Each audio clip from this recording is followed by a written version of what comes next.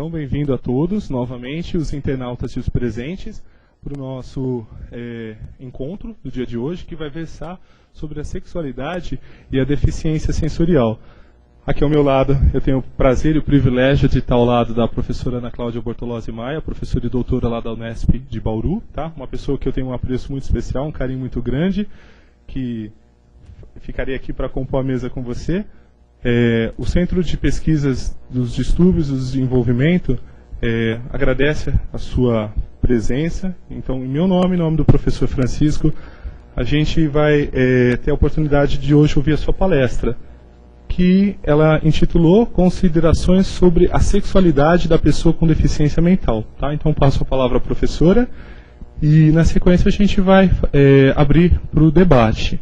E ela vai, inclusive, pelo que eu entendi, passar o e-mail dela para os internautas que não podem se comunicar com a gente ainda, tá, até o nosso próximo encontro, mas dentro da possibilidade dela, ela vai responder as perguntas de vocês também, tá bom? Então a gente agradece a todos pela audiência e desejamos a todos um bom encontro.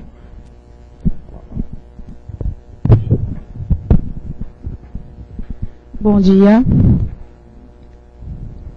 Eu agradeço o convite, também a oportunidade de conhecer o Tiago. Ele já me apresentou, meu nome é Ana Cláudia, eu fiz mestrado em São Carlos, na Universidade Federal, e fiz doutorado em Marília. Trabalho com a sexualidade há algum tempo e com a deficiência há um tempo maior ainda. Eu tenho trabalhado com a sexualidade e deficiência, todas as deficiências, em relação à população, tanto a criança, adolescente, ao professor, ao educador e à família. Mas hoje a gente vai estar especificando, eu vou delimitar a minha fala, as deficiências sensoriais. Eu falo muito rápido, então se vocês se incomodarem, pode dar um sinal que eu diminuo, tá?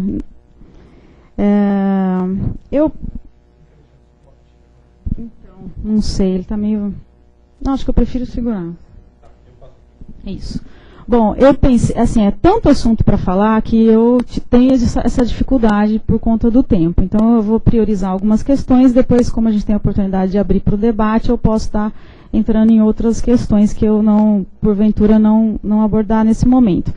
Essas foram as considerações que eu achei mais pertinentes para a gente estar trabalhando hoje. Primeiro, o conceito de sexo e sexualidade. Rapidamente, educação sexual e o desenvolvimento da sexualidade na infância e adolescência. Entrando nos padrões definidores de normalidade, e isso tem tudo a ver com a sociedade inclusiva e, no caso, com as deficiências.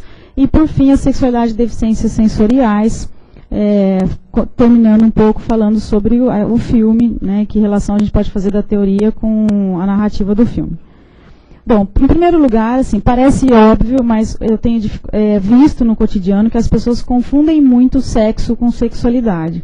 Embora sejam conceitos diferentes, a literatura tem consenso sobre isso, no cotidiano as pessoas confundem muito. Em geral, quando eu vou para as instituições falar de sexualidade, as pessoas acham que eu vou falar de sexo, masturbação, como transar, como não transar, quer dizer, genitalizam muito a questão. Próximo.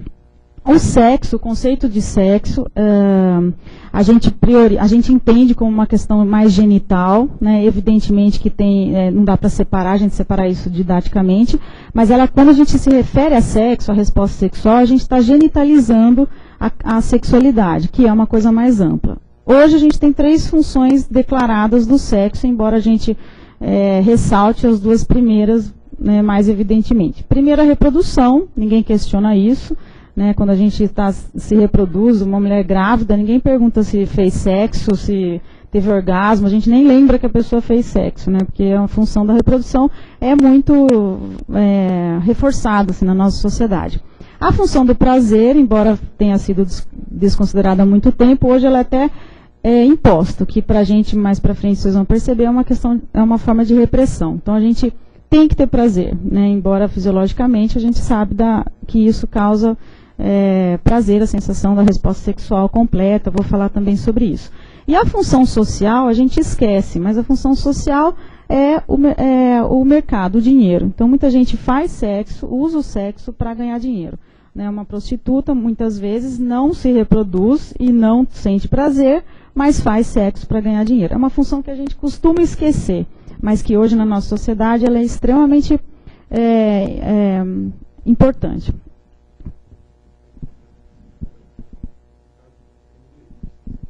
Não, prefiro. Bom, por outro lado, o conceito de sexualidade ele é mais amplo, né? Claro que o sexo existe dentro da sexualidade, mas quando a gente fala sexualidade, a gente está falando de uma questão muito mais ampla e que entra a questão humana, vamos dizer assim. É uma expressão histórica e cultural. A cultura diz muito sobre as representações sobre sexo e sexualidade que a gente tem. Muda com o tempo, né? O maior exemplo que a gente tem que me chama atenção é a virgindade, que é um grande tabu que há um tempo atrás a gente tinha que ser virgem e hoje a gente não pode ser virgem. Eu vejo meus alunos da universidade que têm a opção da virgindade, elas têm vergonha de dizer isso para o grupo, né? Isso é extremamente repressivo, no sentido de que há uma mudança dessa cobrança de um dito valor. É um conceito amplo, para além da genitalidade, envolve as representações do que é normal em sexualidade, em relação ao afeto, a dimensão do amor, assim, o erotismo. Acho que o Tiago estuda isso, sabe bem o que eu estou dizendo. Quer dizer, um animal ele costuma fazer sexo, né, no cio. O homem não, é muito mais complicado, tem que seduzir, tem que convidar para sair, né, tem que ela não quer muito, ela quer loida para fazer sexo, mas tem que fingir que não quer. Ele não quer muito, mas tem que fazer sexo, senão vão considerar alguma coisa dele. Quer dizer, então, essas questões são humanas, né? Para além disso, a gente pensa na questão do afeto. Quer dizer, o amor é um conceito cultural, um conceito... tem gente que acha estranho a gente falar isso, não estou desmerecendo o amor, mas ele é uma invenção cultural, né? Principalmente o amor romântico. Então, por exemplo, quando a gente diz assim, uma pessoa muito religiosa, uma freira, um padre, ela pode nunca fazer sexo, se ela for coerente com a convicção religiosa que ela tem. Mas ela tem sexualidade. É uma mulher, né, que é ser mulher em cada cultura é uma coisa diferente. Ela ama, pode ser a Deus, ao próximo, à minoria, não importa.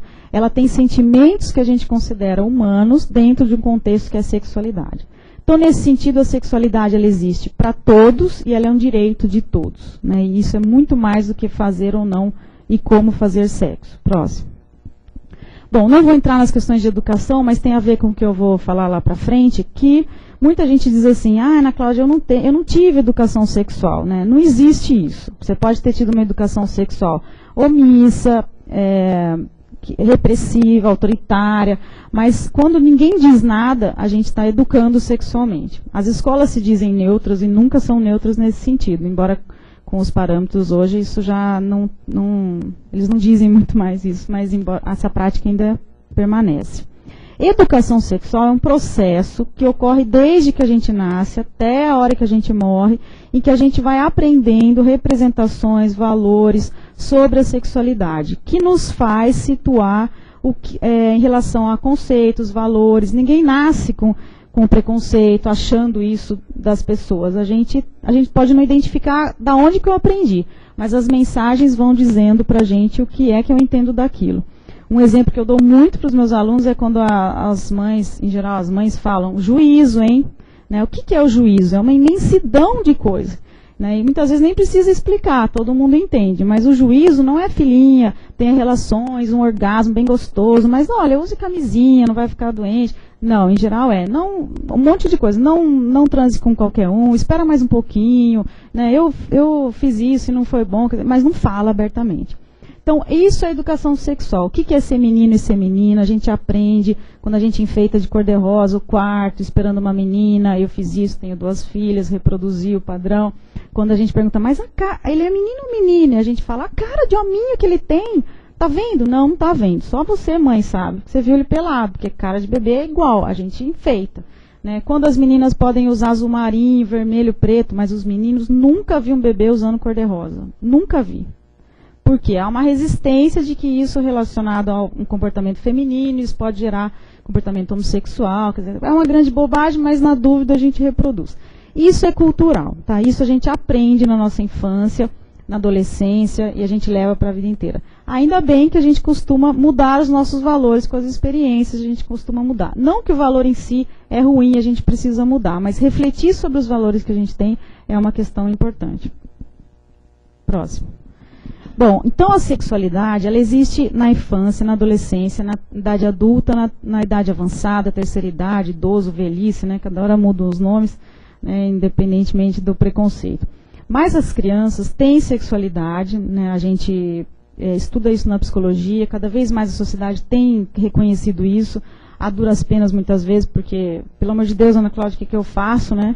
Só que a sexualidade não é só quando a criança se masturba lá na sala de aula, por exemplo. A sexualidade é quando a criança diz, eu sou menina, eu sou menino, isso é de menina, isso eu não quero, quando eu crescer eu vou fazer isso, quer dizer, as expectativas, os valores, o que é minha família, o que é o amor, quer dizer, essa representação já acontece desde a infância, cada vez mais precocemente elas estão indo para um espaço de instituição, a creche, né? Então são outros valores para além da família. Adolescência, idade adulta, terceira idade, eu vou falar um pouquinho. Eu vou priorizar a infância e a adolescência, porque eu vou resgatar isso depois para falar da sexualidade e das deficiências. Não vai dar para entrar muito nisso, né? Daria para dar um curso só com cada item desse, mas a criança pequenininha já sabe se ela é menino ou menina, ela fala, eu sou menino ou menina, ela sabe o que é o papel masculino e o papel feminino, o erotismo infantil, o que é a masturbação infantil, os jogos sexuais, né? A masturbação e os jogos, a gente olha muito com o olhar do adulto, a gente acha que eles vão ter uma relação sexual, eles não vão, eles estão brincando, o próprio nome diz, é uma experiência importante para o desenvolvimento, as crianças se reconhecem como corpos diferentes, então elas se esfregam, elas vão mostrar um para o outro, um, dois, e já, abaixa e levanta, né? Não vão transar, eu falo sempre para as mães, calma, não vão. Mas a gente olha com esse olhar assustado da representação do adulto. Criança não fantasia com a Xuxa, embora eu ache a Xuxa extremamente erótica e que pode até dar margem para isso, ela se masturba porque é gostoso. Ela põe a mão ali como ela colocaria em qualquer outro lugar. Ela pergunta, e quando existe a linguagem mais desenvolvida, é uma fase de muito questionamento, a gente incentiva muita curiosidade das crianças para tudo, mas para a sexualidade não. Ah, não é hora ainda, pergunta para o seu pai, né, ou as mentiras, os mitos e as crendices, que hoje a gente tem lutado muito para o direito de uma informação verdadeira. Né? Isso não quer dizer que a gente vai falar pornografia para a criança, mas que ela tenha acesso a respostas corretas. E valores sociais e culturais. Pode interromper? Não, eu não me oponho, pode interromper. Deixa eu só passar o microfone para minha equipe um pouquinho, só para aumentar a qualidade. A minha questão, quando se diz jogos sexuais na área da deficiência, como é que isso ocorre?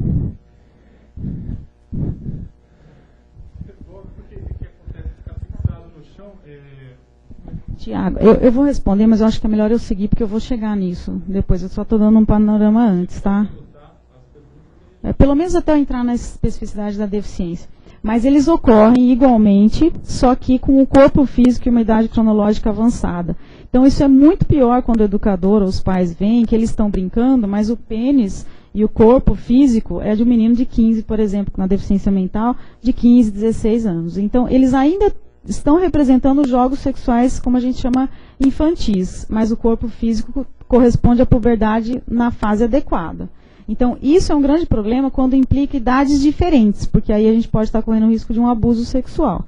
E é isso que a gente trabalha. Se os dois tiverem o mesmo nível de compreensão de desenvolvimento, eles estão brincando. Né? A mesma criança, quando as crianças não deficientes estão fazendo jogos sexuais, a primeira coisa que a gente olha é se tem alguém de idade diferente. Porque 8 e 9 vai brincar com 8 e 9, não brinca com 4 e 3 e 4. Mas 3 e 4 com 3 e 4 pode brincar.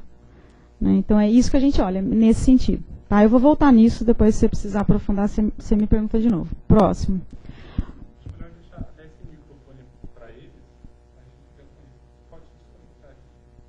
Bom, a puberdade e a adolescência, também não vou entrar muito nisso, mas vou resgatar depois, que é um crescimento físico, psicológico e social. A gente fala que não é só crescimento, que é aumento de tamanho. O amadurecimento é a mudança de função, né? Então isso tem uma diferença fundamental. A gente acha que eles só aumentam de tamanho, mas tudo muda de função, né, fisiologicamente. Os hormônios têm um papel importantíssimo, né, de mudança drástica em relação ao corpo, ao pensamento, né, que na psicologia a gente estuda muito isso.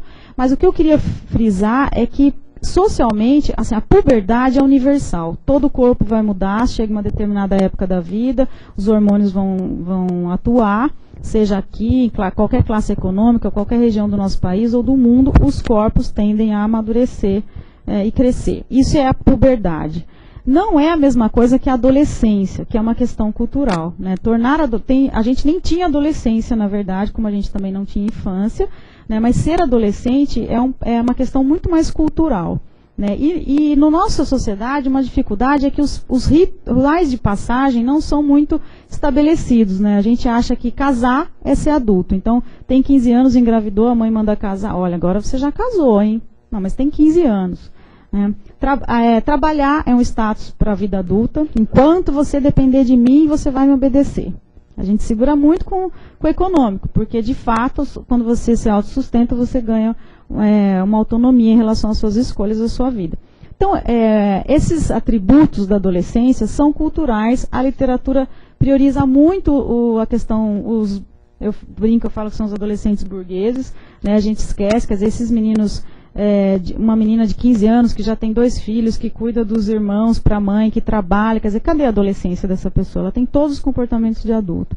Então, é uma coisa que a gente discute muito, essa questão da representação da adolescência, mas tentando puxar mais para frente para a deficiência, ser adolescente, a passagem para a vida adulta, tem vários rituais que é o que a gente mais impede para o deficiente. Ou mais limita, ele mais tem dificuldade de atingir.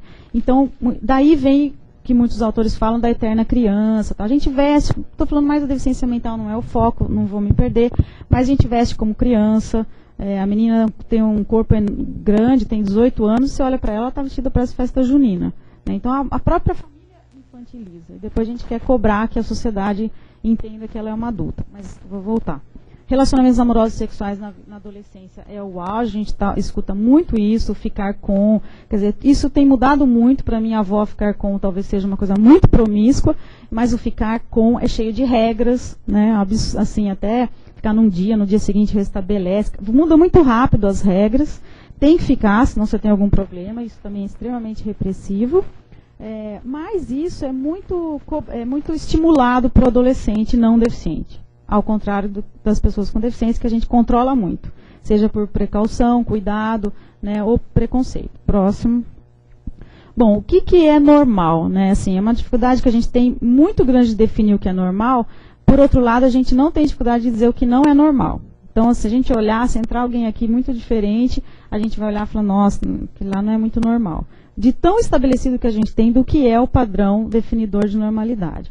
Né? Então, a gente costuma atribuir um homem belíssimo passando roupa, não é muito normal, né? Em relação aos padrões que a gente tem de definição. O Michael Jackson, como mudança de sexo, né? A masturbação, o tamanho do pênis, que é normal ou não é normal? Quer dizer, eu acho curioso porque eu faço um trabalho de análise de livros e o que eu não fico vendo pênis, evidentemente, de meus alunos ou não, mas o que eu menos vejo nos relatos é que o pênis do livrinho lá nunca é igual ao pênis deles, mas é o normal, é o tamanho normal, tudo normal, só que, em geral, eles nunca são daquele jeito, eles são para a direita, para a esquerda, caído, quer dizer, então eles se sentem muito inadequados, né? Esse é o padrão colocado para a gente como média, como normal. Próximo. Esse padrão normal para a nossa sociedade é muito pautado no corpo belo, o padrão de estética. Né? E isso eu tenho visto assim, que é uma coisa muito cruel, né? Cada vez mais as pessoas se espelham num padrão absurdo de normal. Quer dizer, o corpo normal não é só o corpo que funcional, que não tem deficiência. É o corpo que não tem deficiência, é funcional, mas tem que ser esteticamente belíssimo. Né? E isso atinge normais, não deficientes, né? Mas esse conceito de normalidade. Bom, não vou também entrar nisso, mas existe hoje uma busca absurda pelo padrão de... Não vou dizer que eu nunca fiz regime, eu não faço regime, né? A gente é difícil de romper com isso, mas precocemente, assim, tem vários estudos hoje mostrando que os adolescentes têm recorrido a cirurgias de correção numa idade muito precoce, quer dizer, coloca silicone e nunca amamentou, querem fazer essas correções tentando atingir o corpo perfeito, que é o ideal estético. Próximo. O corpo funcional, então, como eu disse, não é aquele que tem as funções preservadas no desenvolvimento, mas é marcado por esse ideal estético de perfeição. Imagine para quem explicitamente tem uma deficiência. né? Tem estudos falando sobre a deficiência visível e não visível. Curiosamente, quando a deficiência é visível, diz a literatura que você não consegue esconder a deficiência, você luta pelos seus direitos, né? Enquanto que as pessoas que conseguem esconder a deficiência ou as famílias que escondem o deficiente, né, não lutam pela possibilidade de viver numa sociedade que tenha a garantia de todas as condições de viver como todo mundo, né, nos direitos. Então, vou contar por que isso. Eu queria achar a figura de corpo do padrão normal, e quando eu fui por busca na Google, eu escrevi assim, normal, tudo que aparecia era aberração. O corpo normal que eu queria, que é a representação ideológica, eu não achava. Aí eu escrevi Gianecchini. Aí eu achei, que é esse corpo de modelo e tal, né? Embora a gente saiba, isso que a gente acha que é normal, né? Se você escrever lá normal, você só vai achar aberração. Ah, eu não te conhecia, volto. Então, assim, outra coisa importante é que a pessoa com deficiência, ela evidentemente ela já entra em desvantagem nessa competição do corpo estético normal. Quem tem uma orelha, um diabano, um nariz, quer dizer, tenta disfarçar ao máximo, né, com cabelo, com tudo, quase com roupa, a gente faz tudo para adequar, mas tem deficiências que têm estereótipos físicos que não podem ser mudados, né, e isso causa de antemão já uma desvantagem social absurda. E as pessoas costumam associar o deficiente pela própria parte do corpo que tem alguma limitação. Então, eu não sou a pessoa, eu sou o cego, né? Eu não sou a pessoa, Ana Cláudia, eu sou a surda, deficiente auditiva. Então, são os olhos que não veem, o ouvido doente, né? Toma parte pelo todo, sim, pela pessoa, e isso é muito cruel, porque a parte que tem alguma desvantagem, ela representa uma baixa estima geral para a pessoa, né? Próximo.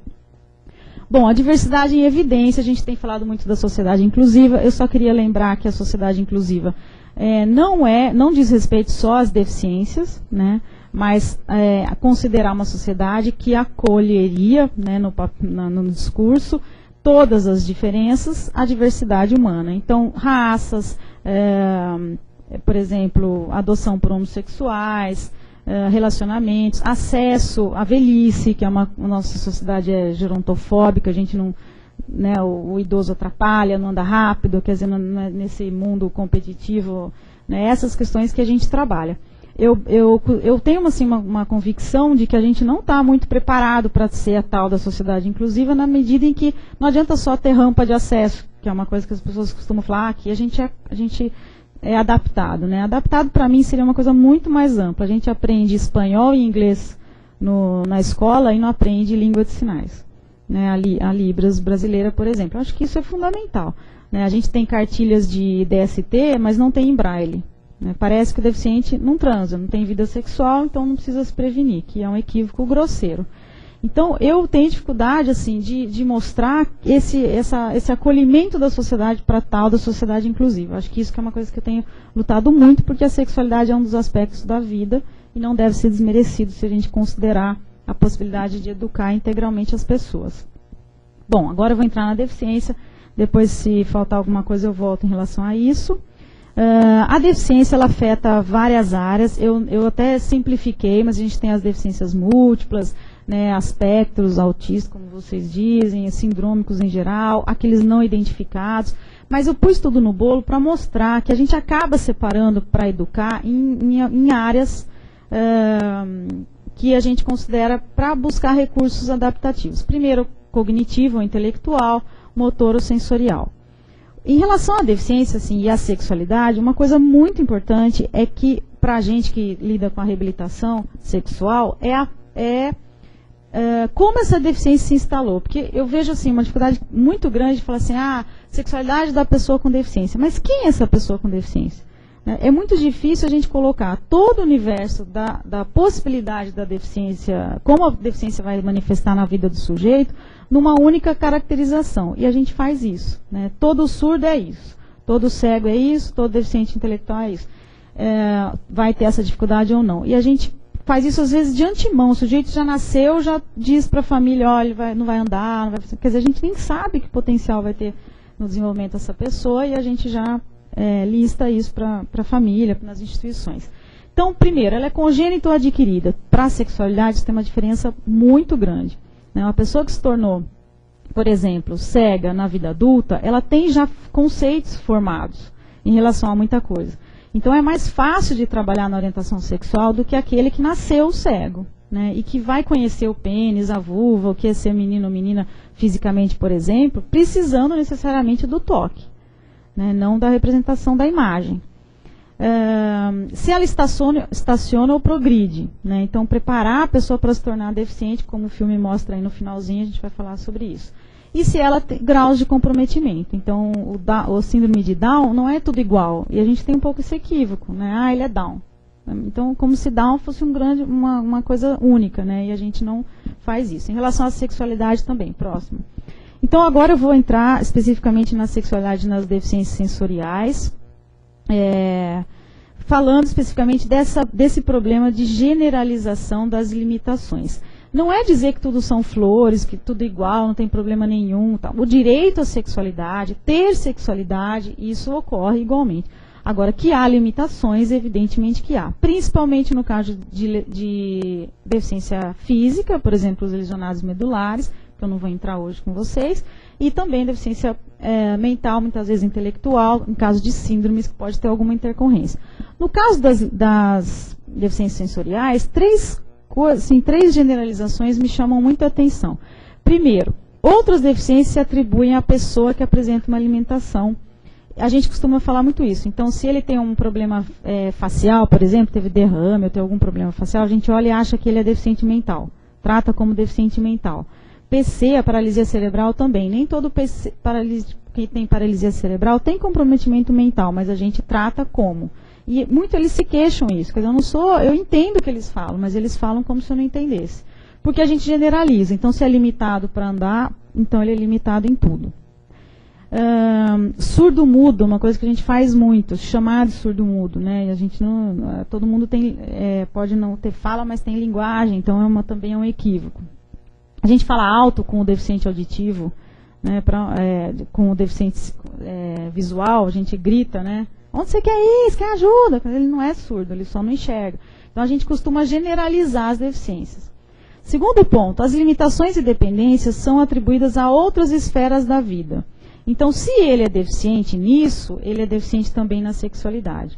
Então, todo deficiente físico tem problema na sexualidade. Isso também é um equívoco, mas a gente costuma generalizar, né? Então, mesmo a própria pessoa que, por exemplo, sofreu um acidente de carro e acorda com uma tetraplégico, por exemplo, ele já incorpora também essas questões. Quer dizer, eu não tenho mais sexualidade, atribuído isso a sexo. Eu não vou mais ter relação sexual, nada disso. Porque tem aquela ideia de que paralisia causa disfunção de ereção, tudo, né? E não é 100% dos casos, a gente tem como trabalhar até a reabilitação disso. Desculpa, eu estou saindo do tema, viu, Tiago? Eu tenho que voltar para o sensorial. Então, eu trabalho com muitas deficiências, então eu tenho dificuldade de parar numa só, mas vou tentar me disciplinar.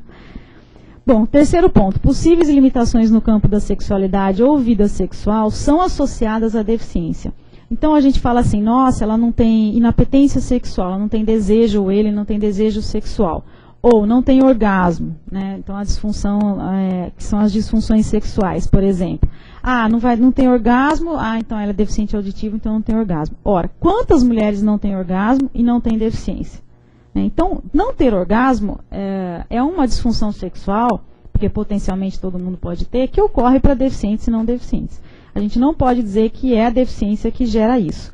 Embora adquirir uma deficiência pode gerar, por exemplo, eu ficar cego, eu posso me sentir deprimido, eu posso me sentir menos homem, menos desejável, e isso gerar falta de desejo. Mas é outra questão, tá? Não é relacionado especificamente à deficiência. Próximo. Toda pessoa com deficiência visual ou auditiva, total ou parcial, tem preservado o potencial, como qualquer outra pessoa não deficiente, para a resposta sexual. Quando eu digo resposta sexual, eu estou dizendo das fases mais recentes, né, a classificação mais recente, teve o Master Johnson, que incluía, né, estação, fase de estação, platô, ereção, platô. Excitação, platô e resolução. Hoje a gente considera o desejo, que é uma fase muito importante para a terapia sexual, a excitação, que é a lubrificação vaginal feminina e a ereção peniana masculina, basicamente, né, bem resumidamente, e a resolução, e o orgasmo, perdão. E é uma coisa interessante porque a gente fala assim, a gente às vezes prioriza a resposta sexual numa fase só. Tudo é orgasmo, tudo é excitação. Né? Quando a gente trabalha na terapia sexual, o mais difícil de ser trabalhado das disfunções é o desejo, a meu ver. Né? Mas não vou entrar nisso. Bom, mas eu queria dizer assim, ser cego e ser surdo não muda nada na vida da pessoa. A possibilidade, o potencial orgânico que todo mundo tem para ter desejo sexual, para ter ereção, para se lubrificar, no caso das mulheres, para ter um orgasmo. Tá?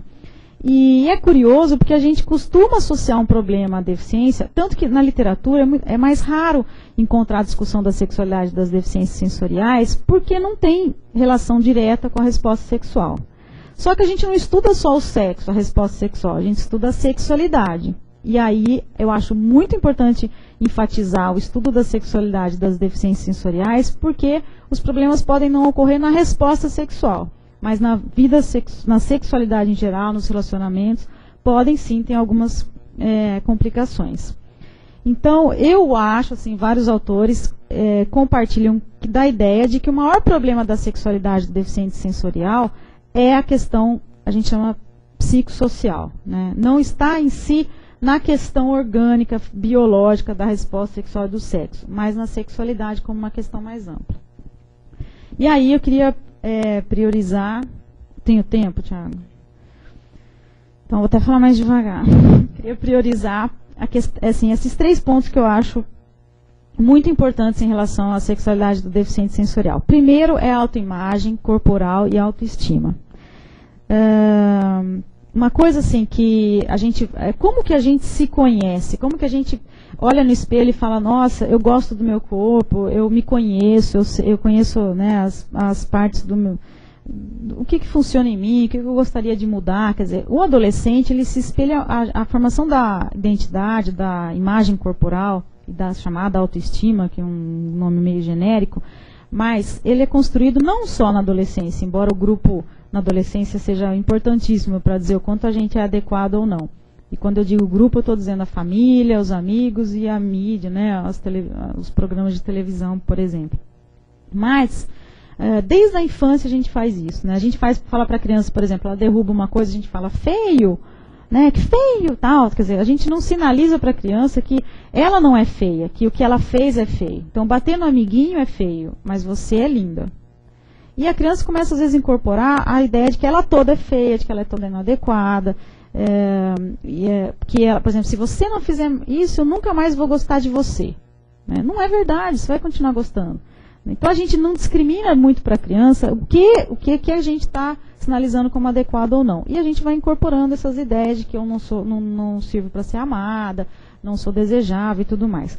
Em relação às pessoas com deficiência, essa questão da autoimagem é muito importante, porque embora a família muitas vezes acolha, olha, você tem essa limitação, mas a mamãe te ama, qualquer coisa assim, o mundo diz o tempo inteiro para essa criança que ela é diferente.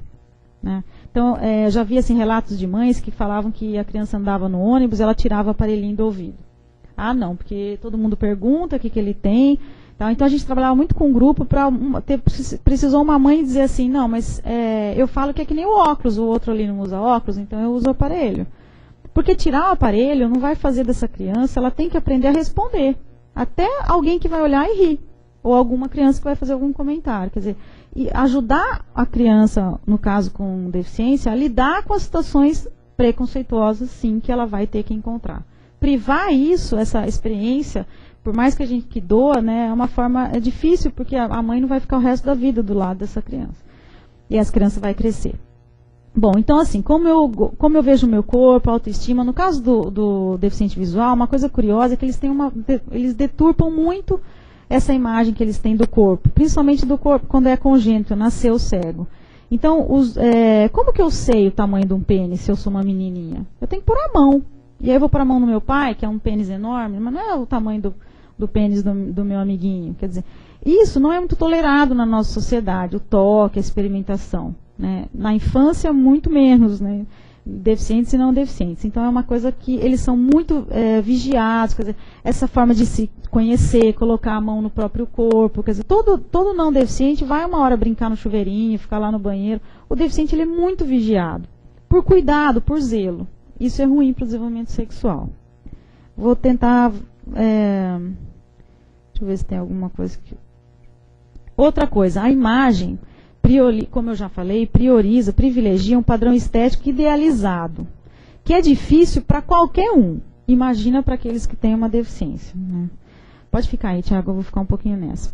Bom, em relação ao desenvolvimento psicossexual na infância e adolescência, eu quis voltar, anteriormente, na masturbação, nos jogos sexuais, para mostrar isso. Quer dizer, o deficiente, qualquer que seja a deficiência também, eles são muito vigiados. Né? E não é vigiado no sentido de controle autoritário, mas as pessoas têm medo de se machucar, de acontecer alguma coisa. Então, eles não ficam muito sozinhos, ou em pares. Né? Assim, vai brincar, fecha a porta. Não, a gente está sempre dando uma olhadinha. Só que são nessas ocasiões, dessas brincadeiras, que os jogos sexuais ocorrem. Muitas mães nem sabem que seus filhos brincaram. Aliás, a gente às vezes nem lembra que a gente também brincou, né? Freud diria que a gente recalcou. A gente fala assim, eu não brinquei. Não, você não lembra. Pode fazer terapia que você vai lembrar. Porque essa brincadeira é saudável. Quer dizer, você olhou, você viu, alguma situação você vivenciou. Alguns lembram, dão risada, né? Com o primo, com o amigo e tal. Para eles, isso é uma fase mais pulada, a gente diz assim. É uma fase muito reprimida. E quando eles têm oportunidade, em geral quando vão para a escola, muitas vezes se tornam inadequados porque eles não sabem nem lidar com aquilo. Né? Fazem publicamente, fazem inadequadamente. Então, essa fase da adolescência, da infância, eu acho que é uma coisa muito importante, essas brincadeiras. Você aprende a anatomia do corpo. Você pode não pôr a mão no amiguinho, mas você olhou, você viu que é diferente. Né? Alguma coisa tem de diferente no corpo de crianças e no corpo de crianças e adultos. E muitas vezes isso não acontece com eles. No caso da adolescência, uma outra coisa importante é que eles têm... O grupo é muito importante. Eles trocam confidências, eles namoram, tamanho do pênis, quem masturba mais, quem ejacula mais longe. E isso é uma fase muito marcada assim, para o adolescente não deficiente. O adolescente com deficiência, também por ser muito controlado, vigiado, ele tem pouca oportunidade de fazer isso, ou quando faz, é com pares estigmatizados também pela deficiência. Né? Então é o cego com cego, surdo com surdo, que tem as mesmas dificuldades, então limita muito a troca de experiência e aprendizado que eles podiam ter com o corpo funcional, vamos dizer assim. E por fim, o relacionamento, a possibilidade de efetivar relacionamentos amorosos e sexuais, que eu acho que o Tiago tem muita experiência em relação a isso, é que a gente tem muito essa ideia assim, deficiente só pode casar com deficiente, né? Ou, fala assim, não, eu só deixo casar se for não deficiente, porque parece que enobrece minha filha. Então ela tem deficiência, mas olha, o não deficiente gostou dela. Tem muita essa ideia, Ana Cláudia, casa ou não casa, pode namorar ou não pode. Na verdade, pode ou não pode. Né? Isso não existe, não causa felicidade ou infelicidade. O que ocorre é que eles acabam pela sociedade, até com essa história da inclusão, ainda tenho visto muito isso, a formar guetos, ou eles se agrupam entre as pessoas também deficientes. Né? Então, claro que você conviver com aqueles que são deficientes, você acaba se apaixonando por eles. Então, não é que eles não gostam do não deficiente, mas é onde eles têm oportunidade de trocar, de serem reconhecidos, de não serem cobrados por padrões que eles não dão conta, quer dizer, de serem compreendidos. Né? Isso estimula a possibilidade de ter vínculo. Então, não é que eles só gostam de deficiente, é que isso é mais favorecido na nossa sociedade hoje. Tá? E tem muito preconceito, quer dizer, como que ele gostou do deficiente? Nossa, ela tem que ser muito feia para gostar do deficiente. Não achou ninguém melhor. Tem muito essa ideia equivocada de que as pessoas com deficiência não podem despertar o desejo, né, num vínculo amoroso.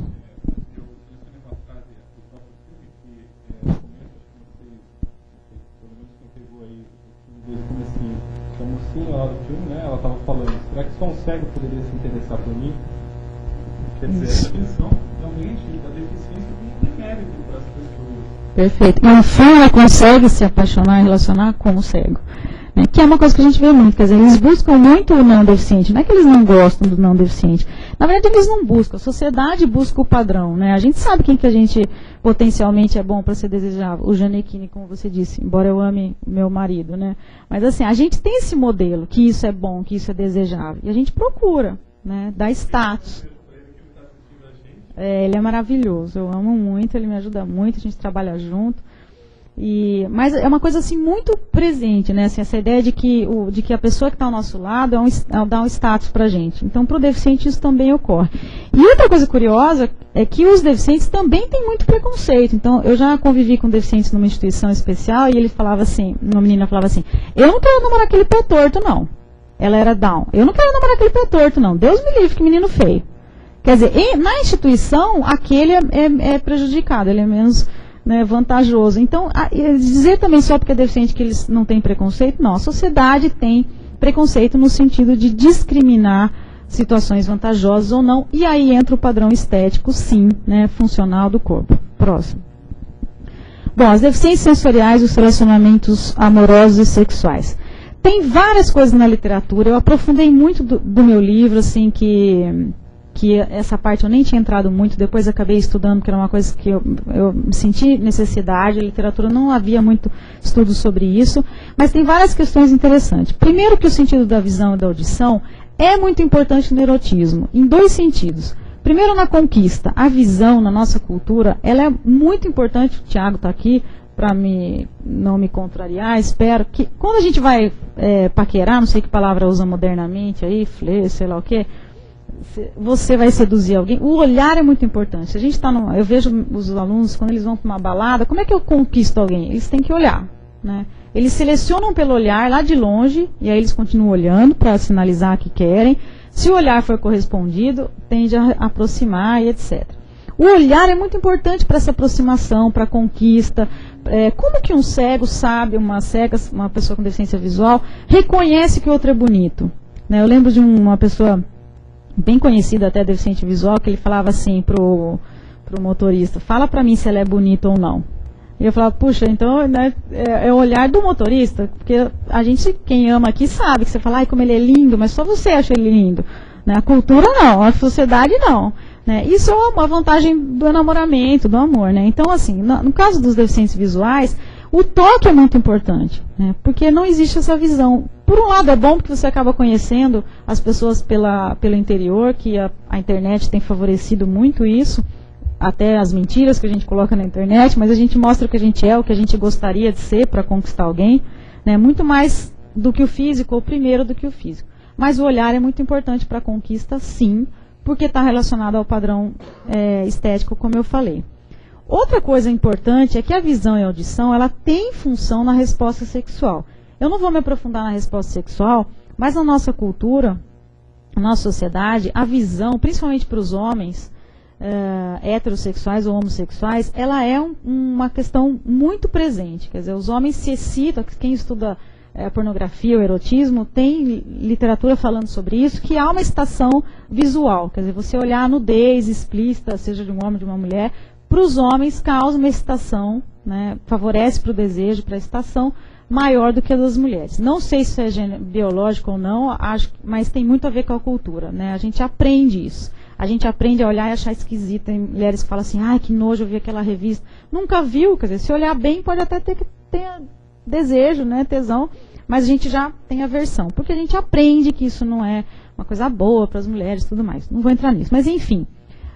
Na literatura, a gente tem um relato de que, embora esteja mudando muito, tem os metrosexuais, né, os homens que estão valorizando com o corpo, com a audição, com o toque, mas ainda eu acho que tem muita essa separação. As mulheres se encantam o desejo, a excitação com a audição. Né? Então, eu te amo, né, você é linda, quer dizer, falar isso ajuda a aumentar a excitação, o desejo. Mesmo quando a gente fala, diz que eu sou linda ou diz que me ama, quer dizer, a gente está perguntando, a gente está pedindo, a gente acredita, enfim. As mulheres têm muito essa tendência da audição, né? E os homens mais a visão. Então, como é que é para as pessoas que têm uma deficiência visual ou auditiva? Né? O que a gente tem estudado é que as pessoas tendem a aprender a dar valor a outros sentidos. Isso a gente faz muito na terapia sexual. Quer dizer, se você tem uma limitação, que você reconheça o prazer em outros sentidos. Então, o tato, as preliminares de quem tem deficiência quando vão ter relação, elas são muito mais cuidadosas, vamos dizer assim. As pessoas gastam mais tempo nas preliminares, se experimentam mais, se conhecem mais, né, tentam garantir um pouco isso. Isso gera uma sensação muito confortável para a resposta sexual, que gera orgasmo e tudo mais.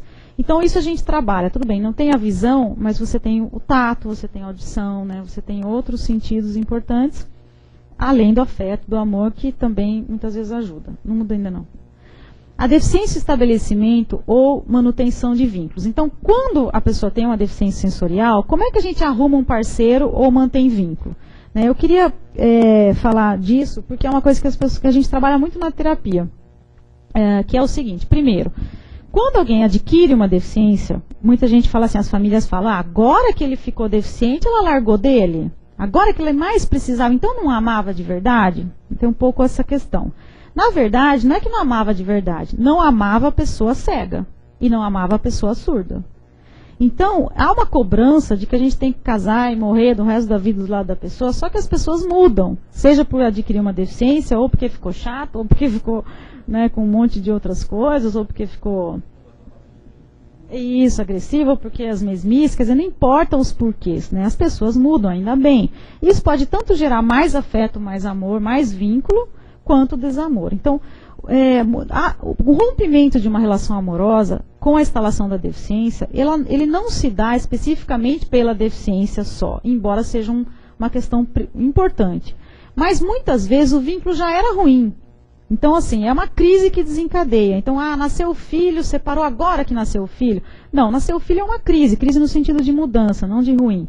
É uma adaptação do casal. E aí, já não era bom antes, então não vai ser com isso que vai melhorar. E muita gente não tolera isso e acaba rompendo o vínculo. Outros vão ser infelizes para o resto da vida. Mas muita gente tem culpa. Então agora eu vou... mas na verdade não gosta mais. Isso não é pecado, isso não é ruim. Porque eu não me apaixonei pela pessoa cega. Eu não me apaixonei pela pessoa surda ou qualquer outra deficiência. É diferente do amor quando as pessoas se apaixonam por aquele que é a pessoa e tem uma deficiência. É outra coisa. Então, eu já me apaixonei por você, cego, surdo, manco, baixinho, gordo, não importa. Né, os estereótipos que a gente tem. Então, isso a gente fala que você incorpora a deficiência na identidade da pessoa. Então, isso é uma forma de relacionamento que provavelmente tem sucesso. Ou não, porque a gente também, né, não deficiente, também se namora e namora o tempo inteiro. Mas muita gente fala, então separou porque ficou deficiente, né? Então, claro que é uma crise, mas não é isso que justifica. E o último ponto, a possibilidade de efetivar relacionamentos amorosos e sexuais, que é uma coisa assim, que a gente vê muito essa ideia que eu já comentei, de que deficiente só pode namorar deficiente, né? Senão, e é muito curioso que as pessoas falam assim, nossa, mas até ele que é deficiente arrumou uma namorada, pelo amor de Deus, né? Então tem algum problema mesmo, quer dizer, sempre a ideia de que tem uma desvantagem, né? E são pessoas maravilhosas, ou não, porque tem deficiente que é chato, que é tarado, que tem tudo, né? A gente também não pode atribuir. A diversidade humana existe para deficientes e não deficientes. Próximo. Obstáculos para a sexualidade plena, né? Então, eu vou já tentando aí tinha uns trechos aqui para ler, eu fui pulando, tá. Bom, primeiro que a deficiência sobrepõe-se à identidade pessoal.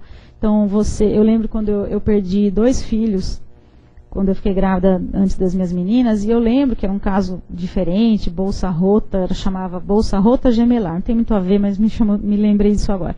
E aí as pessoas falavam assim, não era assim Ana Cláudia, cadê a bolsa rota gemelar? Né? Onde está? Vamos lá na bolsa rota, tem que pegar o quarto da bolsa rota gemelar. Aquilo me chamou muita atenção, né? Eu não era Ana Cláudia, eu era bolsa rota gemelar. Então, muitas vezes a gente é o surdo, a gente não é a pessoa, né?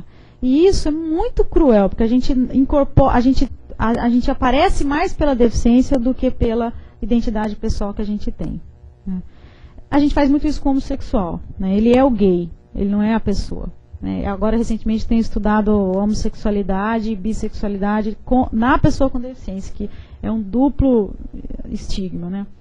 Bom, o isolamento social, então, essa questão de se isolar, quer dizer, é mais difícil de você encontrar um parceiro ou uma parceira, muitas vezes porque você é muito isolado. Você não vai com tanta frequência a baladas, a shoppings, né, bem burguês, mas a teatros, a cinemas. Então, diminui às vezes a possibilidade de encontrar alguém, Não porque você não é desejável, mas porque você nem sai de casa, não vê ninguém, só vê primo. Então, né, acaba tendo essa dificuldade. Necessidade de corresponder aos padrões estéticos e funcionais, que é uma cobrança que não deficientes têm o tempo inteiro. A gente tende a corresponder a esse padrão o tempo inteiro. Os deficientes, muito mais, né? Então, como que uma menina deficiente acha que ela pode seduzir alguém? Quer dizer, né, saindo do sensorial, eu lembro de uma menina que falou que ela estava num bar, assim, ela começou um rapaz a olhar para ela olhava para o rapaz. Quando o rapaz se aproximou, ela foi levantar e pegou as muletas e ele se afastou dela. Né? Então, ela falou, enquanto eu não tinha muleta, eu era desejável. Né? No caso da deficiência sensorial também, quer dizer, como, né, lidar com esse padrão estético cobrado o tempo inteiro? Limites para vivenciar o desenvolvimento sexual na infância e adolescência, que é uma coisa que eu já comentei. Problemas para discriminar ambiente adequado e condutas desejáveis. Então, como que um cego sabe que ele está se masturbando e que a janela não está aberta? Adulto, nem estou falando da criança. Né? Como que eu sei que eu quero ver se ela é bonita, mas que eu tenho que...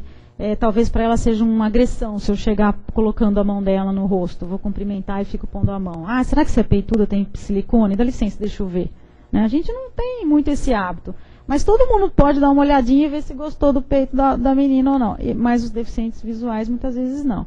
Então há um limite, assim, de discriminar o que eles podem ou não fazer em relação a condutas adequadas, como se vestir.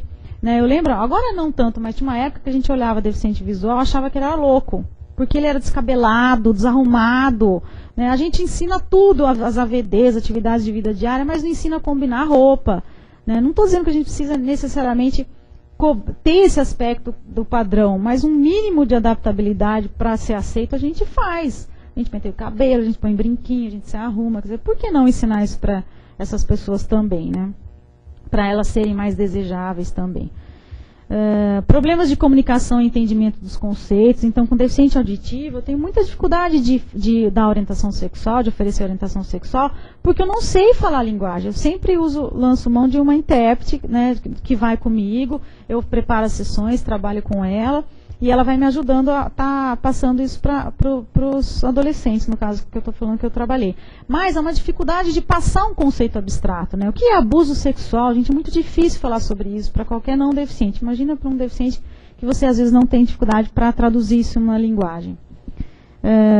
Falta de acesso ao conhecimento sobre sexualidade por precária orientação. Eles têm muita fantasia, então... para eles o pênis, eu já ouvi uma menina falando, ela foi modelar o pênis numa massinha, né, e ela fez um pênis enorme, assim, comprido, fino, parece uma espada, né? Então, assim, a fantasia de que se alguém falar, é uma vara, eu não sei o que nome dê, ela achava que aquilo era enorme, falando, não, isso aí não existe, né? Pode ser desejante, mas não existe, né? Se existir, te mata, não entra. Então, assim, essa ideia, se a gente não explicar literalmente ou com recursos adaptados, é muito mais fantasioso para essas pessoas entender o conceito que a gente está trabalhando. Eles não têm informação mesmo, né? Quando tem, é deturpado. Então, eu falo muito assim, campanha de AIDS, assim, chega carnaval, distribuem folhetos, nenhum em braille, né? Não tem nada pensando na população especial. Próximo. Estou acabando, tá? Então, enfim, eu estou defendendo que eles têm que viver a sexualidade, que eles têm que ter acesso à orientação sexual. As pessoas com deficiência, então, têm pouco acesso à orientação em geral. As famílias têm dificuldade de falar de sexualidade, não só para deficiente, é uma coisa que eu tenho estudado muito, quer dizer, não sabe, às vezes não fala porque é maldoso, não sabe nem como falar, não aprendeu, embora a gente veja a sexualidade o tempo inteiro, em todo lugar, a gente ainda tem problemas em relação a dificuldades de falar sobre isso, questões de educação sexual particulares, seja para deficiente ou não. A escola também costuma estar despreparada, eu sei dos parâmetros curriculares nacionais, tem a prerrogativa de ter orientação sexual, mas ela muitas vezes não sai do papel. Né? Há uma dificuldade, há uma mistura de concepções religiosas, eu quero impor a minha religião, então é uma dificuldade muito grande, então é melhor não falar, o que para mim é um equívoco.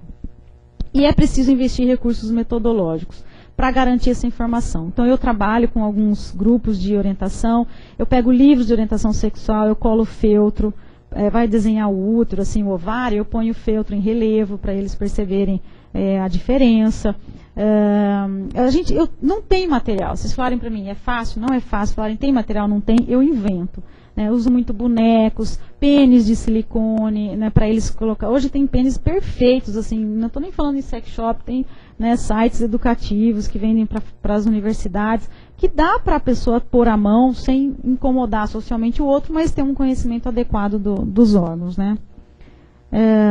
E aí, próximo, para finalizar, eu queria encerrar, assim, antes, só vou falar um pouquinho do filme, rapidinho, mas o padrão idealizado normal dificulta, então, essa possibilidade de vínculo amoroso, afetivo. Há um preconceito de que as pessoas com deficiências são sempre pouco erotizadas e desinteressantes, então elas é um milagre se elas arrumarem alguém, o que é um equívoco. O funcionamento genital, a priori, não é afetado pela deficiência sensorial, mas muitas vezes ter uma deficiência pode limitar a possibilidade de eu ter desejo, ereção ou até encontrar alguém. São escassas as experiências de educação e orientação, são mesmo, assim, eu tenho lutado muito para colocar em prática essas orientações, mas é uma dificuldade, às vezes, operacional, a instituição tem limites, não quer, a família, a gente sempre trabalha com um grupo de orientação para os deficientes e para a família e para os professores, senão fica faltando um pedaço.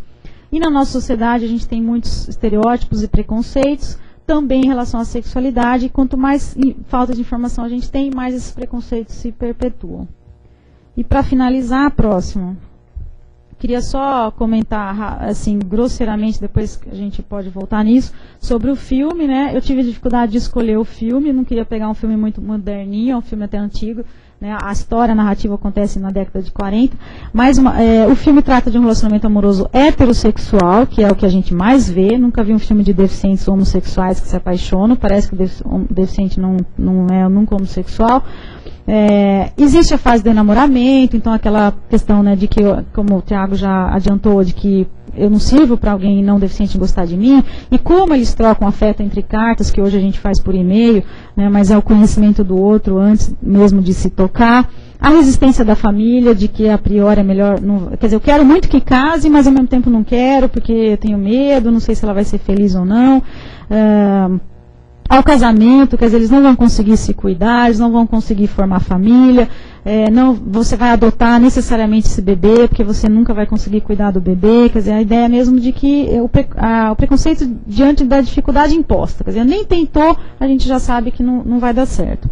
Dificuldade na vida conjugal e familiar, que ocorre para deficientes e não deficientes. Cuidar de um bebê é muito difícil, então não é só porque ela era cega, quer dizer, hoje a gente nem tem mais pregadeira, como tem no filme, que pode machucar o bebê, mas é uma dificuldade, é um drama para muita gente. Eu tenho filhas, eu sei disso, por mais amor que a gente tenha, Então não é a deficiência em si que vai limitar essa dificuldade ou facilidade.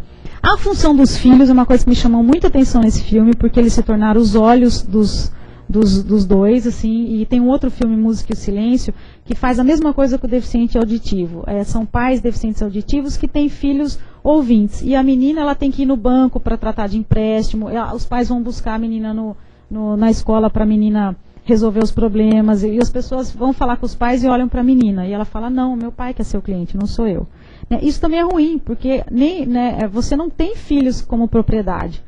Você não tem filhos para enxergar por você. Então, tem uma cena que ele está dirigindo, que ele põe o menininho no carro. Não, a criança é criança, ela passou outra coisa, ela desviou o olhar. A função dela não é se direcionar, fazer o pai dirigir, guiar. Obrigada. Então, assim, essa é uma dificuldade que eu vejo, assim, de repente, porque eles têm... Você não pode fazer dos filhos o papel que falta na sua deficiência. É uma coisa que me chamou muita atenção.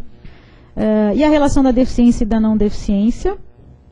Em relação a isso, quer dizer, de repente me chamou atenção que a gente estuda muito o contrário. Pais ouvintes ou videntes que têm filhos com deficiência. E esse filme me chamou atenção porque é o contrário. São os pais casados, que isso foi perfeitamente possível, mas a dificuldade que apareceu foi depois, como lidar com os filhos não deficientes.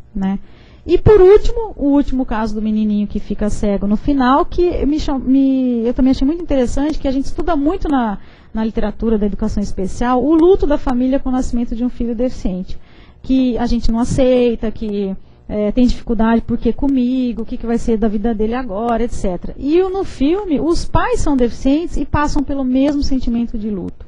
né? Não é porque eu sou deficiente que eu acho que ser deficiente é bom na nossa sociedade. E quando que aceitar não é achar que lindo, Deus maravilhoso, mandou um filho com deficiência para mim. Aceitar é o que é que eu vou fazer para essa pessoa crescer e ser o mais feliz que ela conseguir na nossa sociedade, né? Bom, aí eu só queria comentar do meu livro, que fala de várias questões, né? Um pouquinho sobre a deficiência sensorial, um dos capítulos, né? Que é da editora da Unesp, é um fruto do meu doutorado, mas que tem me trazido a possibilidade de estar compartilhando dessa minha luta em relação ao direito da vida sexual e da sexualidade para as pessoas com deficiência. Agradecer, isso é o meu e-mail institucional, isso, é o nosso grupo de pesquisa e estudo lá, o Ari é meu vice-líder, ele tem várias funções na minha vida, não só emocional, mas também acadêmica. E esse é o meu e-mail, a Cláudia FC. A gente fala muito rápido, é muita informação. Eu tenho bastante material, outros artigos. Então, se vocês tiverem possibilidade, interesse, podem mandar e-mail, eu respondo, eu estou disponível. É a Cláudia, @fc, de Faculdade de Ciências, .unesp, que é a universidade onde eu trabalho, .br. Próximo tem as referências, claro que não vai dar para copiar, mas também posso estar mandando por e-mail, tem mais uma referência. Eu agradeço, desculpa de falar muito rápido, e estou à disposição. Cal, eu agradeço mesmo, eu aprendi muitíssimo. Eu gostaria de principiar o nosso debate fazendo apenas um comentário do filme que eu achei interessante, inclusive os internautas me mandam e-mails falando que eu falo pouco no filme, até por questões óbvias, que sempre é o palestrante que deve brilhar, né, aqui ao meu lado. Bem, a gente viu no filme quando há um diálogo entre aquele cara que poderia potencialmente empregar na confecção de tijolos para fazer aquela casa lá, né? E tem uma frase que ele fala assim: olha, como um cego pode construir uma casa. Comparando analogamente aos relacionamentos amorosos, porque se eu pudesse ter traduzido o título desse filme, eu traduziria como enxergando através do relacionamento amoroso, tá? Não só entre eles, mas a relação que estava sendo desenvolvida com os filhos, porque a gente sabe que amor difere, a exemplo do que a Cal colocou pra gente, amor difere de relacionamento amoroso. Muitos relacionamentos amorosos não possuem amor, esses laços de afetividade, intimidade, comprometimento entre os parceiros. E o que eu acho interessante é que a gente vê que realmente foi um caso de relacionamento amoroso com amor mesmo, onde estava envolvido laços de libido, a manifestação da sexualidade deles. Mas tomando isso por mote, a gente percebe que mesmo para deficientes ou não deficientes, em quaisquer que sejam as deficiências que a gente esteja abordando, um relacionamento amoroso é um construto diário, que ele vai se consolidando no dia a dia. Tá? E vocês percebem a resposta que ele dá para o tipo de pergunta que foi feito, né? Como um cego pode construir uma casa? Foi o outro amigo que deu, um tijolo a cada vez.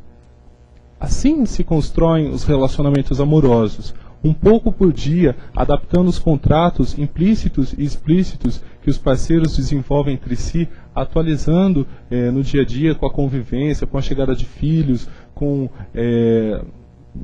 as fases pelas quais os relacionamentos passam, sejam brigas, conflitos, que tendem ou não a ser superados. Então, acho isso, assim, pelo menos me marcou muito, e eu gostaria, assim, de expressar esse comentário. Então, eu abro agora para discussão, a professora está aqui para responder, e aos internautas que tiverem alguma dúvida sobre o que vai ser colocado aqui, por favor, encaminhe um e-mail para a Cal, que está disponível para atender vocês em suas solicitações, e a gente pede que as pessoas, por favor, que estejam na plateia, façam suas perguntas no microfone para os internautas terem acesso aos seus comentários, às suas perguntas, tá bom?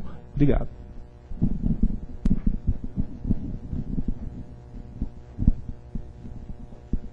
Respondi a você sobre aquela...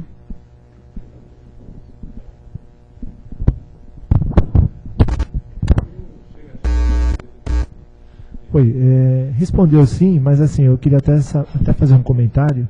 Eu trabalho numa instituição, né?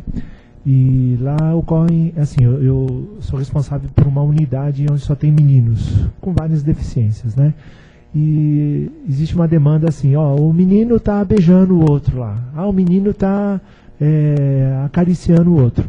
Mas você falou um ponto interessante, que tem a proximidade na questão da própria ter deficiência, na questão da idade, tem essa questão dos jogos, eles usam até estratégias para se comunicarem, para ter esse contato, né? E me pedem muita receita, como é que eu devo lidar com isso? Mas eu vejo que, paralelo a isso, tem também questões religiosas, culturais, familiar, claro, né? Tudo envolvido, né? Então eu digo muitas vezes que a receita é o bom senso, o amor, a compreensão, porque acaba, de certa maneira, até marginalizando essas pessoas, né? Subestimando, muitas vezes, a capacidade de compreensão e manifestação da sexualidade, né? Porque, como você bem falou, é diferente de sexo, né? E respeitar no sentido de oferecer o conhecimento dos limites também. Porque tem gente que acha assim, então a Ana Cláudia acha legal eles ficarem lá se masturbando. Não é isso, né? Então, por exemplo, dá um exemplo, eu já fui numa instituição que o menino chegou e começou a me abraçar, a beijar, tal. Eu falei, parou, beijou já, beleza, deu oi e tal, tchau. Passou, virava o lado, ele vinha de novo. Falava, na nossa sociedade não beija 1000 vezes a pessoa. Né? Então, se a gente que gosta dele não falar isso, amanhã ele não sabe que isso é errado, que é inadequado, vamos dizer assim. Então a gente explica e respeita. Eu não gosto menos dele, né? Eu não estou desrespeitando. Mas aqui nós, olhou uma vez, encontrou no ambiente, cumprimentou, tudo bem, então não precisa ficar beijando toda hora. Na verdade, eles também querem esfregar, eles querem se aproveitar porque eles têm pouca oportunidade de vivenciar isso. Então, quando a gente diz respeitar é olhar para o que eles estão fazendo, por que eles estão fazendo isso, orientar, quer dizer, o que é próprio do desenvolvimento, o que é respeito ao outro, porque o outro pode não querer estar fazendo aquela brincadeira, principalmente em instituição que tem idades muito diferentes, diferentes deficiências, então a gente precisa também tomar esse cuidado, chamar sempre os responsáveis, a família e a instituição para conversar, porque muitas vezes as pessoas não sabem o que fazer com aquilo. Então, é mais fácil falar, não vi nada. Porque o que eu vou fazer com aquilo? Quer dizer, então, de repente, estudar e ler, procurar profissionais que estão trabalhando, levar para a instituição, quer dizer, debater. O que eu vejo muito são os fechar os olhos, né, assim, para a questão. E isso agrava a discriminação e a possibilidade de ser mais inadequado ainda, porque eles não conseguem entender o que eles estão fazendo, que é normal do desenvolvimento, entre aspas, e o que pode ser considerado agressivo, aberrante na sociedade. Né?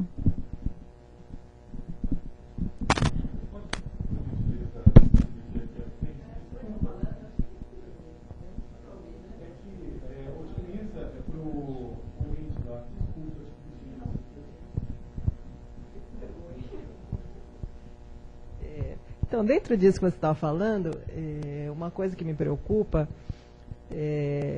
eu tenho um filho que tem uma deficiência intelectual. Ele está agora com 13, dá para ouvir o que eu estou falando? Ele tem agora 13 anos. E ele sempre estudou numa escola regular, uma escola junto com todo tipo de criança. E agora que ele chega na adolescência, isso é uma questão que preocupa, né? Assim, os hormônios estão aí à flor da pele, né? Ele vê as pessoas namorando já na escola, né? A escola dele até a 8ª série, né? Já tem namoros, um pouco mais adiante, mesmo agora, né? Meninos de 13, 14 anos já é uma coisa comum. Então ele aparece com questões dessa, né? Tipo assim, posso te beijar na boca, né? Aí, enfim, a gente vai lidando com aquilo que vai aparecendo, né? Tipo assim, não, beijar na boca você vai beijar quando tiver sua namorada, né? Como é que eu vou ter uma namorada? Ou, um dia eu vou morar com alguém, enfim, essas coisas começam a aparecer. Eu fico pensando assim, se dá para prepará-lo de alguma maneira para isto, ou se na verdade a gente vai lidando conforme a coisa vai aparecendo, né? Acho que existe uma preocupação, acho que maior com ele do que tem uma outra filha, né, que já está no final da adolescência, uma preocupação dele não se, enfim, não se magoar ou não se frustrar, não ser discriminado, todas essas coisas. Então, não sei se pode falar um pouquinho sobre isso. Nossa, muito interessante, assim, você resgatou um aspecto muito importante que eu deixei de falar, mas eu queria comentar. Duas coisas. Primeiro, a gente lida com a orientação sexual dos filhos, ou educação, no caso, da mesma forma que não deficientes. Então, quando você diz assim, ele me preocupa mais. Claro que ele te preocupa mais. Por ser deficiente ou não, a gente tem sempre um filho ou outro que nos preocupa mais. Mas o que a gente costuma fazer em relação às orientações, a gente faz para todos os filhos. Depende de cada família. Por exemplo, eu, coitada da minha filha, se ela perguntar alguma coisa de sexualidade, eu descarrego um monte de livro, porque eu tenho isso disponível, tudo. Então, depende da família, da forma de falar. Isso a gente respeita em relação à orientação sexual. O que explicar, como explicar e tudo mais. Agora, uma coisa importante é assim, como ele não frustrar, como ele não sofrer. Quer dizer, a gente tem esse medo, assim, né, essa ideia para todos os filhos. Então, o que eu costumo trabalhar é não mentir, quer dizer, não dizer você nunca vai conseguir namorar e nem dizer não, daqui um mês você vai arrumar uma namorada. Porque isso é ruim para eles, assim, para qualquer filho. Então, o que a gente fala é, na nossa sociedade, vai ter gente que vai te discriminar, vai ter gente que vai perguntar o que você tem, vai ter gente que vai rir, vai ter gente que vai se apaixonar por você. Ou não, quer dizer, a dificuldade de achar alguém, um parceiro, não está na deficiência. Tem muita gente que não tem deficiência nenhuma, que não consegue um namorado, casar, no dia dos namorados não tem ninguém, se sente extremamente infeliz. Quer dizer, então eu acho que é isso que a gente tende a trabalhar, porque eles vão perguntar, por que o meu amigo já namora e eu não? Por que ninguém gosta de mim? Então, assim, pode ser que alguém nunca goste de você, que você goste, mas isso não é da deficiência. Quem aqui nunca se apaixonou e a pessoa não correspondeu? Né? Isso é humano, né? A gente não queria isso para nenhum filho. Então, eu acho que ir conversando aos poucos, para ele entender, até que ele vai passar por situações de discriminação, de frustrações, mas não é só ele que vai acontecer isso. Né? Acho que isso é humano. Então, isso é uma coisa que eu trabalho muito, assim, respeitar a possibilidade de ter limites ou não, que isso não é dele. Né? Na escola, quando convive não deficientes e deficientes, a gente vê muito isso. Então, dizer assim, não, ele nunca vai, não vai acontecer com ele ou não, claro que vai, e claro que eles querem. Eles estão vendo isso o dia inteiro, não precisa nem ir para a escola, é só ligar a televisão. Né? Então, se eles vão conseguir ser felizes, a gente não consegue dizer isso para ninguém, né? Nem para a gente mesmo. Então, isso é uma orientação que eu costumo trabalhar com os pais para garantir que os filhos recebam esse tipo de orientação. Que eu posso chamar o resto da minha vida, mas não posso prometer que você vai ser feliz ou encontrar a pessoa que você deseja. Não sei se eu respondi.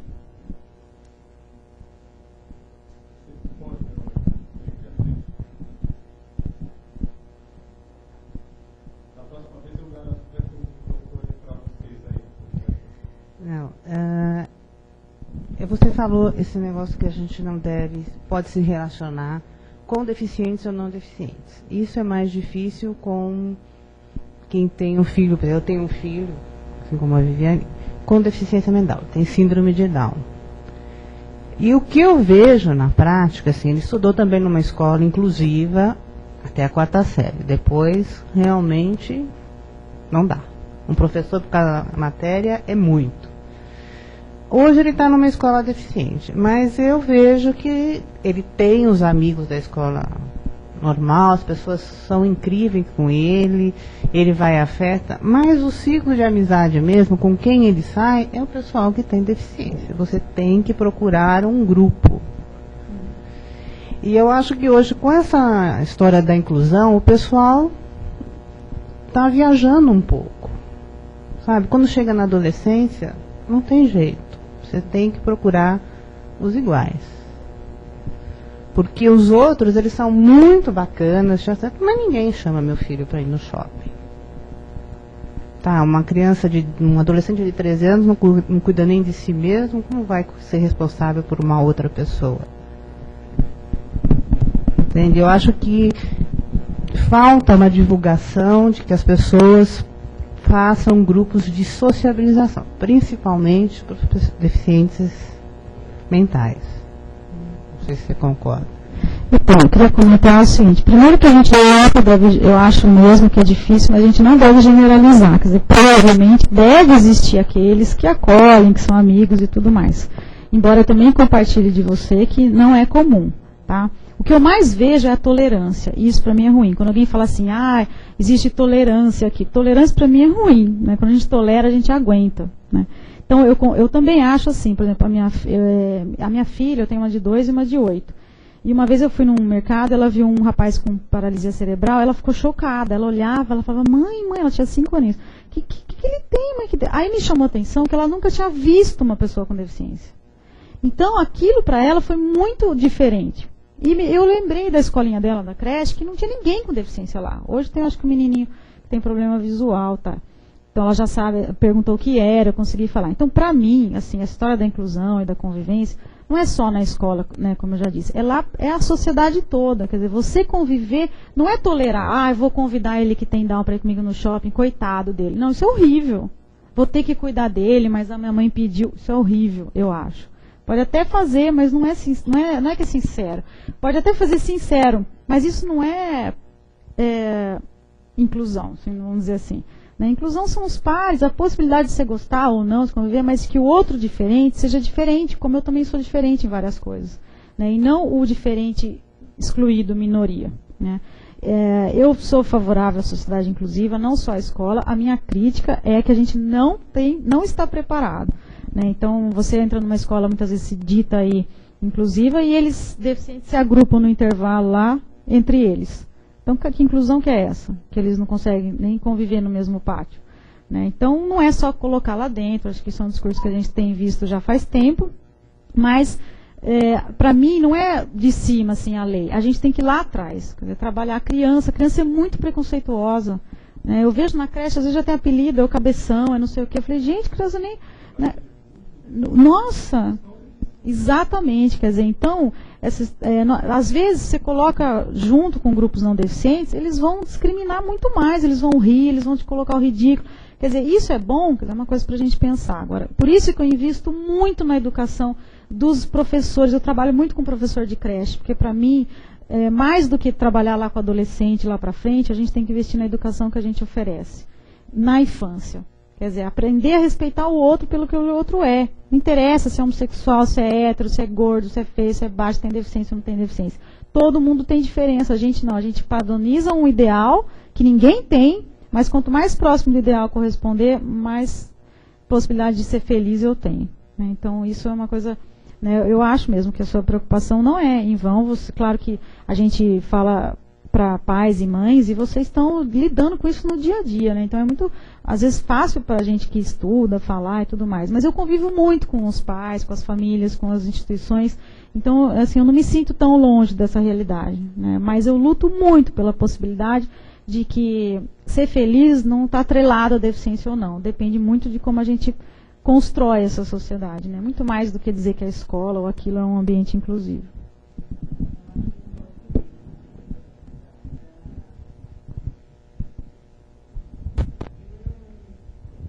Teve problema com a escola. Inclusive, ele fez bar mitzvah e quando as pessoas foram deixar uma mensagem, as crianças foram muito sinceras.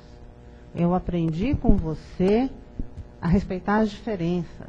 Eu aprendi com você, não você aprendeu comigo. Isso eles deixaram assim muito claros. Não só os alunos, os professores. Mas o que eu te digo assim, você não tem uma vida inclusiva pós-escola.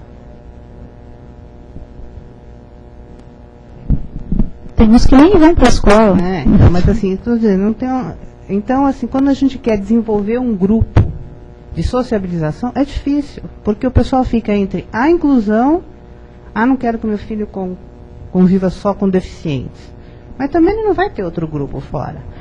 Tá. E eu também, desculpa, não sei se, assim, não é que eu acho errado as pessoas conviverem entre deficientes. Tá? Não acho nada, nem certo nem errado. Eu digo assim, que no cotidiano eu vejo mais os vínculos amorosos entre deficientes, porque eu vi a possibilidade de relacionamento que eles mais têm.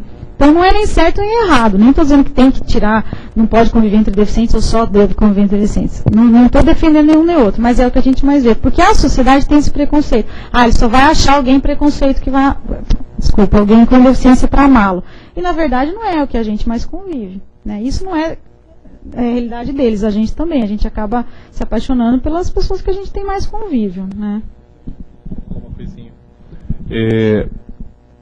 Eu não sei se vou conseguir contemplar mais ainda o que a Cal falou, mas eu acredito que a sociedade contemporânea hoje promova mecanismos inclusionistas marginais, no seguinte sentido: realmente a gente pensa na formação acadêmica ou escolar para o deficiente, qualquer que ele seja, tá?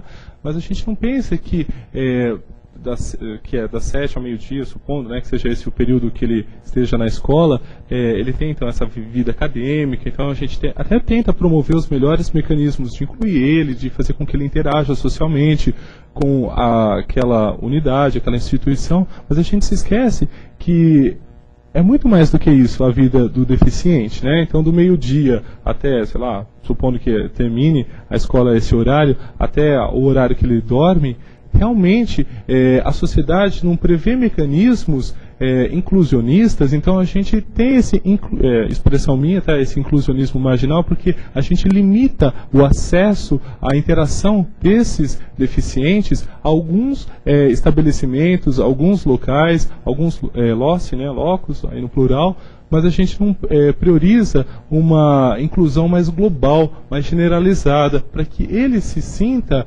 independentemente das suas incapacidades, tá? Ele consiga se unir e interagir socialmente enquanto cidadão. Essa é a maior preocupação. De pouco adianta a escola. Aí está o Ministério da Educação, que provavelmente está nos ouvindo, que investe tanto nesses mecanismos de formação escolar para as pessoas com deficiência, mas a gente não pensar nessa questão, o que ocorre na sociedade que interage com esse deficiente, e até promover mecanismos para a própria sociedade dar suporte, acolher essas pessoas que a ela chegam, nas situações como a filha da Cal aí no shopping, etc., para não causar um estranhamento desnecessário, ou outros tipos de conflito, como por exemplo casar ou não, se as pessoas podem ter filhos ou não, a questão da homoparentalidade para o deficiente, tá? Ou seja, questões que a gente já discute habitualmente, mas a gente não localiza a possibilidade deles manterem realmente relacionamentos amorosos e sexuais saudáveis. Ainda que seja, sei lá, a possibilidade de sexo casual sem um relacionamento amoroso estrito sensu. A gente não pensa isso. Então, infelizmente, o prognóstico da nossa sociedade, com certeza, há de melhorar. Com o futuro a gente já fez algumas conquistas nesse sentido, mas ainda é de mecanismos inclusionistas marginais nesse sentido. Tá bom? Espero ter me feito esse entendido. E não é só a escola, né, que tem que estar preparada, se é que está. Quer dizer, toda a sociedade. Então, assim, quando você fala assim, a gente está dando o exemplo do shopping, mas será que o shopping é acessível, né, para os deficientes? Gente, não adianta só ter banheiro. Não é isso. Eu acho que toda televisão tinha que ter lá a tradução, intérprete, uma telinha que alguns programas têm. Todo lugar tinha que ter do lado o braille, né, para a pessoa tocar e saber onde que ela está indo, a sinalização. Já viram sinalização em braille, gente? É muito limitado quando tem instituição que é para cego. Né? Então, eu acho que quando se fala assim, às vezes eu vou levar ele lá em tal lugar, às vezes dá trabalho, porque é tão difícil estacionar, descer, ajudar, então a gente acaba limitando. Então, os espaços não estão preparados, a arquitetura da cidade não está preparada para a pessoa com deficiência. Então, quando a gente fala assim, a gente fala muito da escola, eu acho que tem outros 1000 lugares que a gente tem que estar investindo para estar recolhendo, respeitando. A gente não sabe falar com o deficiente. Você viu atravessando a rua, o cego, será que ele consegue ou não? Eu falo para meus alunos, pergunta. Chega lá e fala, escuta, você consegue, você conhece ou não? Então, assim, não vou discriminar, vou fingir que não estou vendo. Pior ainda, claro que você está vendo. Se não estivesse vendo, você não estava incomodado, né? Então, a gente tem medo do deficiente. Então, que inclusão é essa? Então, eu também acho que não é... Por isso que eu falei de novo da escola, não é só a escola.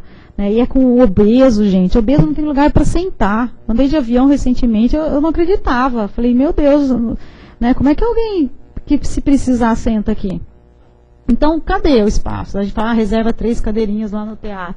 Né? Por quê? Né? Então, é isso. Né? Então, põe lá a rampa e o carro pode parar na frente. Quer dizer, alguém que não é deficiente que faz uma rampa dessa. Então, a gente está tentando, eu também acho, né? Eu quero crer, senão não estava aqui, assim, é uma coisa que eu tenho lutado muito, mas é devagarinho, é muito devagarinho, depende da gente ir atrás, lutar, por isso que eu falei da visibilidade da deficiência. Se você esconde dentro de casa, você se aquieta. Se você põe na rua, você cria necessidade. Não, aqui não dá para passar, eu preciso de rampa. É que também é custoso para a gente aprende sempre a falar, tá bom do jeito que tá, né? E dificulta. Mais alguma pergunta?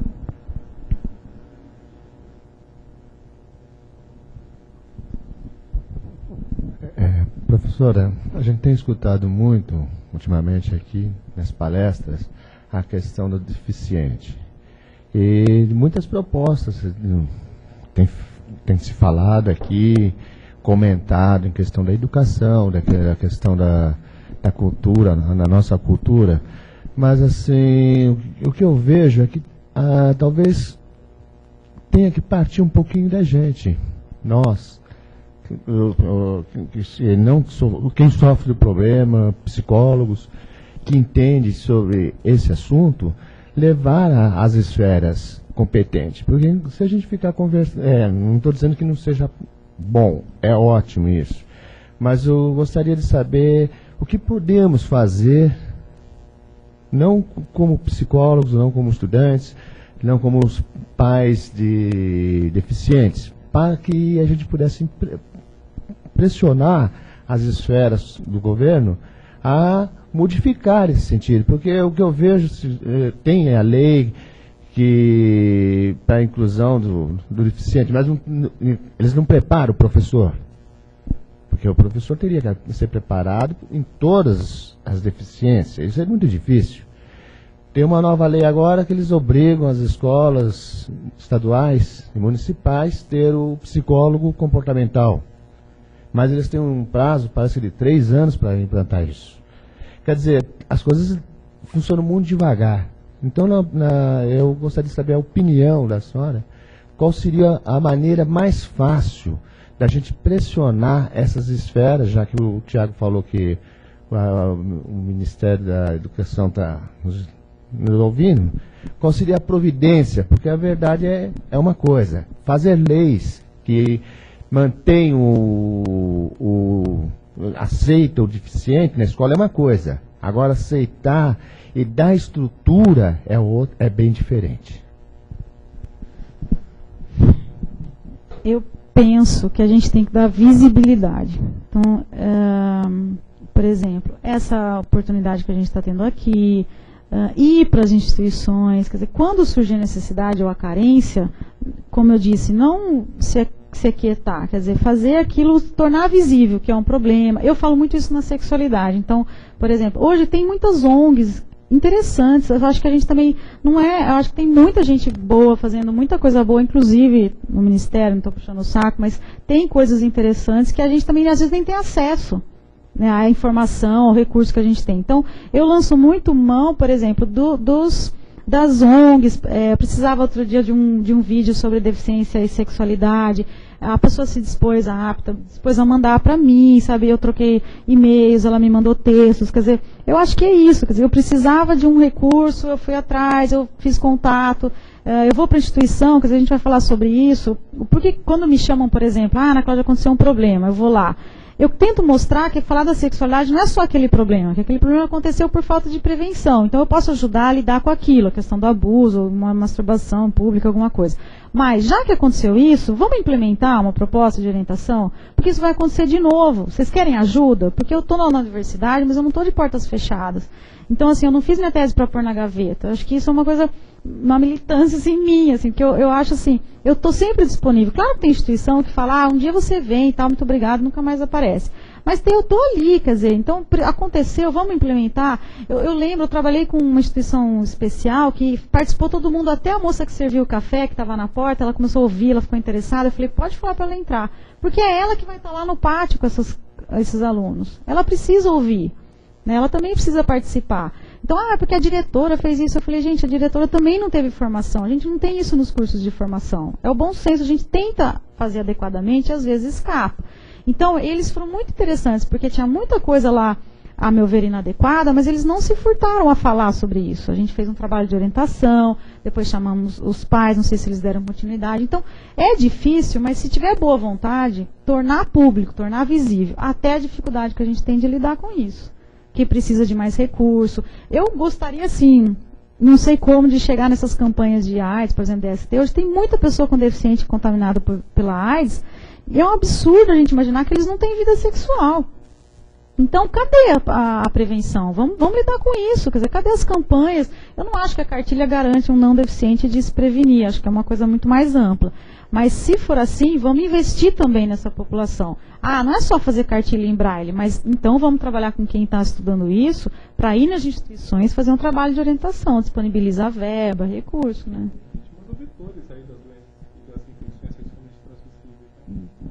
Acho que não é fácil, eu não estou minimizando o problema não, mas acho que a primeira coisa é tornar visível. Quer dizer, isso não é um problema, isso é uma necessidade, né, preventiva para o futuro, para todos, para eles também.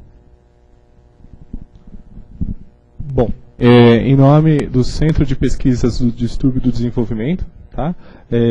Do professor Francisco em meu nome, eu agradeço assim, muitíssimo a sua presença. A gente, digo por mim, que aprendi bastante, muitíssimo mesmo, e a gente pede que os internautas, então, que tenham alguma dúvida, redirecionem seus e-mails para a professora Ana Cláudia Bortolozzi Maia, para que ela possa responder dentro da disponibilidade dela as suas questões. Lembro a todos que o nosso próximo encontro, nono, vai ocorrer agora no dia 30/11, portanto, sexta-feira que vem, nessa mesma sala, do bloco B do Instituto de Psicologia, sala 20, ou seja, sala Aurora, e nós vamos receber a presença da professora doutora Séries Alves de Araújo, lá da PUC. Ela vai tratar sobre o tema Sexualidade e Delírio, com o filme Malpertuis, tá? E a palestra que ela intitulou Malpertuis, uma abordagem simbólica. A gente convida a todos, internautas e presentes, para nos brindarem aí com a presença e a audiência. E a gente agradece a todos. Uma salva de palmas para a professora. Eu agradeço, nossa, foi muito gostoso. Achei que eu ia falar só para as máquinas. E foi muito gostoso ter vocês. E, como eu disse, as dúvidas virão depois, assim. Então, eu estou disponível mesmo. Às vezes eu demoro uns dias, mas eu sempre respondo, tá? Obrigada, agradeço. Obrigado.